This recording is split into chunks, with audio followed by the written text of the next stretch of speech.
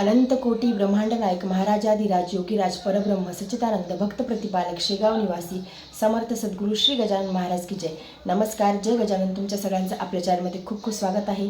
गुरुपौर्णिमा आहे 29 तारखेला आणि गुरुपौर्णिमेच्या निमित्ताने अनेक जणांचे जी काही सेवा आहे ती सुरू झाली असेल. कोणी पारायण वाचत असेल, कोणी स्तोत्र, कोणी बावन्नी, कोणाचं नामस्मरणाची सेवा चालू असेल, कोणाची लिखित नामस्मरणाची सेवा चालू असेल. आणि खूप छान सुवर्ण संधी आहे आपल्यासाठी. आपल्या श्री गजानन महाराजांची जे आपले मायबाप आहेत, बंधू आहेत, सखा आहेत, गुरु आहेत, त्यांची सेवा करण्यासाठी खरंच सांगते आपल्यासाठी खूप सुंदर छान गुरुपौर्णिमेची सुवर्ण संधी आहे. परंतु जीवनामध्ये कधी कधी काय होतं की आपल्याला कुठली सेवा करण्याची इच्छा होत नाही किंवा त्यामध्ये मन लागत नाही. मग कुठलीही समजा महाराजांची सेवा असेल किंवा कोणी कोणत्या इष्टदेवतांची पूजा सेवा करत असेल त्यांची देखील सेवा करण्याची आपली इच्छा होत नाही. कारण की आपल्यासमोर कधी कधी खूप अशा परिस्थिती निर्माण झालेल्या असतात की त्यामुळे आपलं कशातच मन लागत नाही, सेवेमध्ये देखील मन लागत नाही. मग अशा वेळी काय करावं तर गुरुपौर्णिमा हा खूप सुंदर छान काळ आहे. जो आठवडा आहे गुरुपौर्णिमेचा आपल्यासमोर आहे तो, त्यामध्ये तुम्ही तुमचं जे चंचल झालेलं मन आहे त्याला शांत करण्याचा प्रयत्न करा. म्हणजे काही जर का समजा गोष्टी तुमच्या मनाच्या विरुद्ध चालू असतील, कशामध्ये मन लागत नसेल, सेवेमध्ये देखील मन लागत नसेल, तर अशा वेळी तुम्ही आपले जे महाराज आहेत, आपले जे गुरु आहेत त्यांच्यासोबत तुम्ही बोला. आपल्या देवघरामध्ये जे आपले जे महाराज विराजमान आहेत, बाकीचे इतर देवता आहेत, त्यांना फक्त तुम्ही मूर्ती समजू नका. कधी हे समजा की देवघरामध्ये जे विराजमान आहेत ते साक्षात महाराज आहेत, साक्षात भगवंत आहेत, साक्षात चैतन्य रूपाने ते तिथे वास करत आहेत. जसे महाराज शेगावमध्ये चैतन्य रूपामध्ये आहेत तसेच महाराज देवघरामध्ये देखील चैतन्य रूपाने आहेत. तर अशावेळी जगाला काहीही न सांगता, म्हणजे आपल्याला असं वाटते की आपलं मन हलकं होत आहे, आपण जगाला काही समजा आपली मैत्रीण असेल, मित्र असेल किंवा इतर घरातले असतील त्यांच्यासमोर आपण बोलतो आहे त्याने मन हलकं होते. पण अशाच व्यक्तींना तुम्ही तुमच्या मनातल्या गोष्टी सांगत जा की ज्यामुळे तुम्हाला काहीतरी चांगलं सोल्युशन मिळेल. जगाचं कसं असतं की जेव्हा आपण जगामध्ये गोष्टी सांगतो तेव्हा जग आपल्याकडून गोष्टी ज्या आहेत त्या रडून ऐकतात आपल्यासोबत आणि बाहेर जगाला हसून सांगतात. आणि एका व्यक्तीला जर आपण काही सांगितलं तर त्यानंतर पुढच्या 10 व्यक्तीला देखील त्या गोष्टी माहीत होतात. त्यापेक्षा एक सरळ तुम्हाला सांगते की आणि कुणाला किती जरी तुम्ही काही सांगितलं तरी त्याने तुम्हाला कधी सोल्युशन मिळणार नाही. हा समजा आपले आईवडील आहेत, आपले भाऊ आहेत, आपली बहीण आहे, जे आपले अतिशय जवळचे रक्ताचे नाते आहेत, त्यांना सांगितली तर चांगली गोष्ट आहे. समजा त्यातून तुम्हाला काहीतरी मार्ग मिळू शकतो. परंतु बाहेर इतर कुणाला काही सांगायला जाऊ नका. त्यापेक्षा आपल्या देवघरामध्ये जे विराजमान महाराज आहेत, जे चैतन्य रूपाने आपल्या सोबत आहे, सगुण रूपाने आपल्यासोबत आहेत, त्यांना तुम्ही सगळ्या गोष्टी सांगा. तुम्ही रडा, भांडा, तुमच्या मनामध्ये जे काही विचार असतील ते सगळे महाराजांच्या समोर बोलून दाखवा.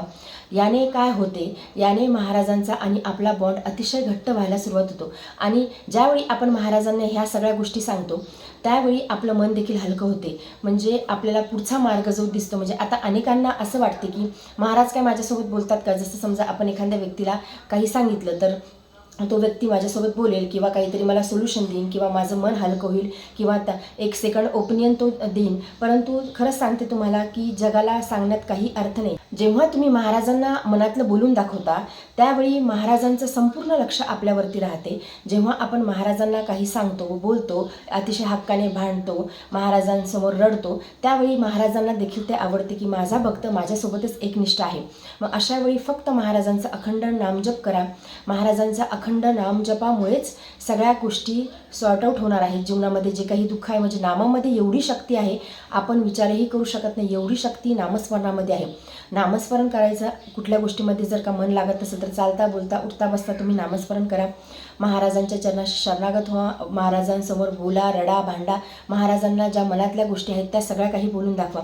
महाराजांचे असंख्य अनुभव असंख्य भक्ताला येतात. मला आजही खूप छान सुंदर सुंदर कमेंट येतात आणि खरंच वाचून खूप आनंद होतो की जे लोक महाराजांची भक्ती अतिशय एकनिष्ठतेने करतात, महाराजांवरती संपूर्ण शरणागत होऊन महाराजांची भक्ती करतात, त्या प्रत्येक भक्ताला महाराज अनुभव देतात, म्हणजे देतातच. एक सुंदर छान मला कमेंट अशी आली होती की महाराज त्यांच्या स्वप्नामध्ये आले आणि महाराजांनी त्यांना सांगितलं की घाबरू नकोस, मी तुझ्यासोबत आहे.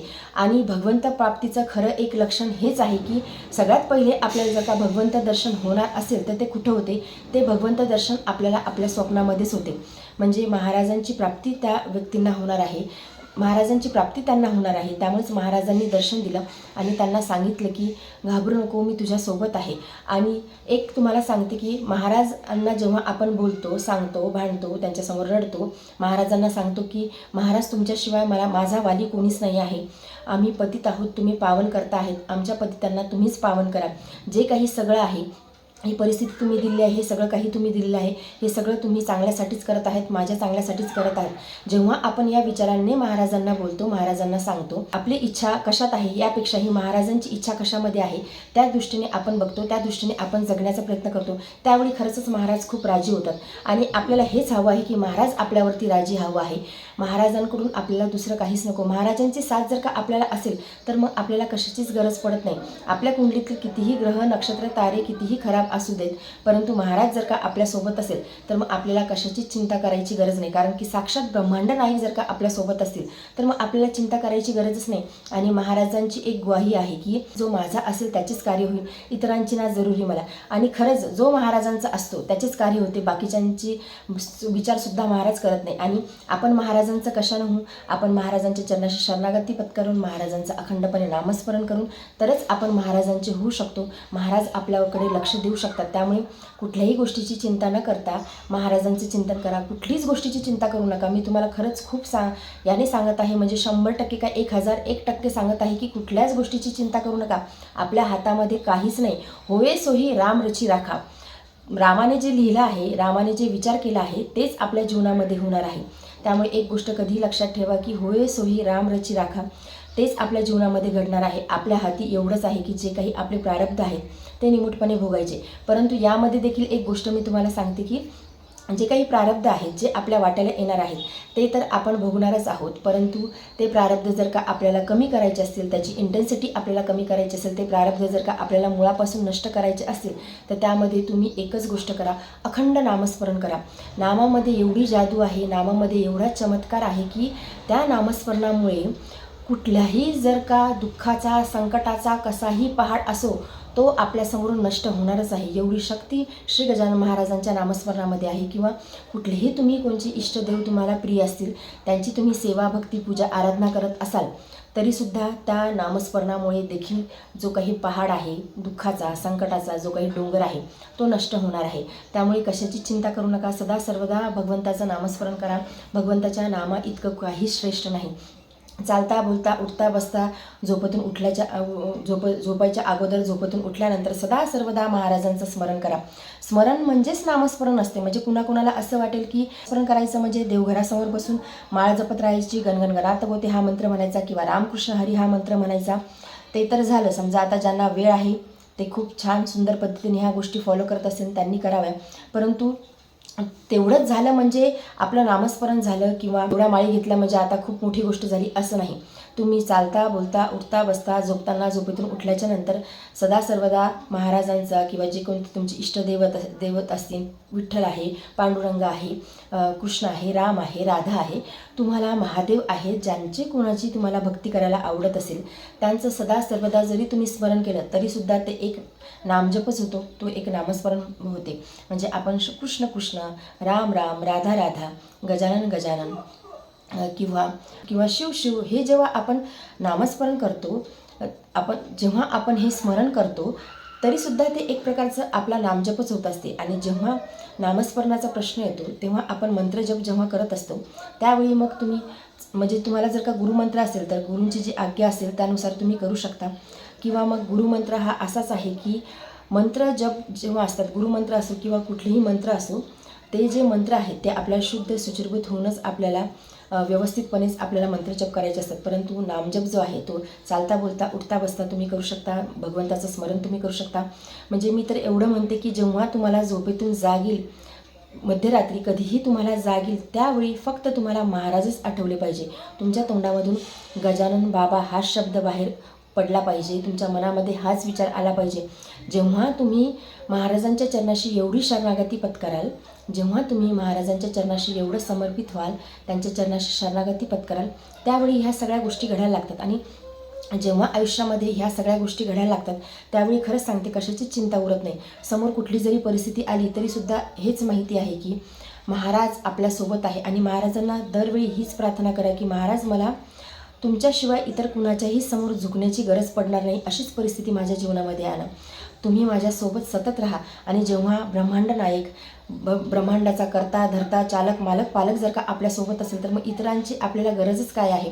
इतर कुणी काय करत आहेत म्हणजे आपल्या विरुद्ध काही कटकारस्थान करत आहेत किंवा आपल्या पाठीमागं काही वाईट बोलत आहेत, त्याच्याशी काय फरक पडणार आहे. आपले जर का बाबा, आपले मायबाप, आपला बंधू, आपले सखा, आपले गुरु, ब्रह्मांड नायक जर का साक्षात आपल्यासोबत असेल तर आपल्याला इतरांची गरजच काय आहे. आणि तशी गरजच पडायला नको. महाराजांच्या व्यतिरिक्त, आपल्या भगवंताच्या व्यतिरिक्त आपल्याला खरंच कुणाची गरज पडायला नको. जेव्हा तुम्ही महाराजांची भक्ती सेवा उपासना करता त्यावेळी महाराजांकडे एवढंच मागणं मागा की तुम्ही सदा सर्वदा माझ्यासोबत राहा. मी जसा आहे तसा किंवा मी जशी आहे तशी, म्हणजे माझ्यामध्ये काही गुण दोष, आता प्रत्येक व्यक्तीमध्ये आपल्यामध्ये दोष असतात, प्रत्येकामध्ये असतात. तुमच्यामध्ये आहेत, माझ्यामध्ये आहेत, प्रत्येकामध्ये गुण दोष हे असतातच. मग त्या दोषासहित मला तुम्ही स्वीकार करा. आणि आपण जेव्हा महाराजांच्या समोर शरणागत होतो, समर्पित होतो, तर हळूहळू आपल्यात ते जे काही दोष आहेत ते दूर व्हायला सुरुवात होतात. परंतु एवढंच एक गोष्ट लक्षात ठेवायची आहे की आपल्याला आपले कर्म कधीही चांगले ठेवायचे आहे. त्याचं हेच म्हणणं आहे की मी तुझ्या कर्माच्या आड कधी येत नाही. त्यामुळे आपले जे कर्म आहेत ते शुद्ध ठेवायचे आहे. आपल्याकडून कधी कुणाचं मन दुखणार नाही किंवा कधी कुणाला काही त्रास होणार नाही. आपल्या बोलण्यातून सुद्धा कुणाचं मन दुखणार नाही. या गोष्टीकडे आपल्याला लक्ष द्यायचे आहे. आपले कर्म स्वच्छ ठेवायचे आहे, आपलं मन स्वच्छ ठेवण्याचा प्रयत्न करायचा आहे. म्हणजेच महाराजांची प्राप्ती आपल्याला झाल्याशिवाय राहणार नाही. आणि महाराजांचा अखंड नामजप सदा सर्वदा मुखाने करत राहायचं आहे. आपल्याला कळत नाही आपल्या बोलण्यामध्ये किती वेळ गेला आहे किंवा मोबाईल स्क्रोल करण्यामध्ये किती वेळ गेला आहे, परंतु आपण त्या गोष्टीकडे थोडं कॉन्सन्ट्रेट केलं ना आणि आपण अखंड नामजप केला. आता काउंटर देखील मिळतात. तुम्ही काही जरी समजा काही बघत असल्या, काही करत असल्या, तरीसुद्धा तुमच्या हातामध्ये जर का काउंटर असलं तर काउंटरने सुद्धा नामजप होतो. आणि नामजपाचं एवढं आहे की आपलं मन लागू किंवा न लागू सदा सर्वदा नामजप करत राहावा, महाराजांचा नामजप करत राहा. यामुळेच आपलं जे काही चंचल मन आहे ते कंट्रोलमध्ये येणार आहे. आणि ज्या काही समोरच्या विपरीत परिस्थिती आहेत, जे काही संकट आहे, जे दुःख आहेत ते दूर व्हायला मदत होणार आहे. आपली प्रारब्धाची जी इंटेन्सिटी आहे ती कमी व्हायला मदत होणार आहे. आणि महाराजांची कृपा सदा सर्वदा आपल्यासोबत राहणार आहे. महाराज सदा सर्वदा सर्व काळ आपल्यासोबत राहणार आहेत. हा जो गुरुपौर्णिमेचा जो एक आठवडा आहे त्यामध्ये तुम्ही तुमचं जे चंचल मन आहे ते कंट्रोल करण्याचा प्रयत्न करा. महाराजांच्या चरणाशी शरणागती पत्करा, महाराजांना समर्पित व्हा. महाराजांची कृपा सदा सर्वदा आपल्या सगळ्यांवरती राहणार आहे. तर आजच्या व्हिडिओमध्ये एवढेच. व्हिडिओ जर तुम्हाला आवडला असेल तर व्हिडिओ लाईक करा. चॅनलवरती नवीन असेल तर चॅनलला सबस्क्राईब करा. जय गजानन. धन्यवाद.